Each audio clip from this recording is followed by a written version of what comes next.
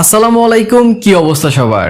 এইটা হলো Infinix note 50 note 50 প্রোর কিছুদিন আগেই আমি একটা ফার্স্ট ইমপ্রেশন করেছি, যেটা জোস ছিল। বাট তখন পর্যন্ত আমার হাতে কিন্তু নোট 50 প্রো ছিল না।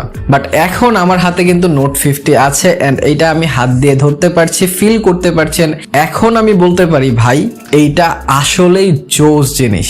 যদি জোস একটা প্রাইজে তারা বাংলাদেশে এটা লঞ্চ করে, মার্কেট সিরিয়াসলি তারা কাঁপাবে। আমরা জানি যে নোট সিরিজ 20 থেকে 30,000 টাকার মধ্যে থাকে। যেহেতু অলরেডি হট 50 প্রো প্লাস 24,000 টাকায় আছে, সো নোট 50 কে আমরা 25 থেকে 26,000 টাকায় আশা করতে পারি, এন্ড নোট 50 প্রো আমরা 30 থেকে 32,000 টাকায় আশা করতে পারি। কিন্তু আজকে যেহেতু আমরা নোট 50টা নিয়ে কথা বলছি, তাহলে আমরা 25 থেকে 26,000 টাকায় ধরে নিচ্ছি। আর 25 থেকে 26,000 টাকায় আপনারা ফুল অ্যালুমিনিয়াম ফ্রেম পাচ্ছেন, লিটারেলি স্লিম ডিজাইন পাচ্ছেন, হিলিও G100 আলটিমেট চিপসেট আপনারা পাচ্ছেন, ফুল অ্যামোলেড ডিসপ্লে পাচ্ছেন উইথ ইন ডিসপ্লে ফিঙ্গারপ্রিন্ট, তার সাথে 50 মেগাপিক্সেল ক্যামেরা আছে উইথ ওআইএস।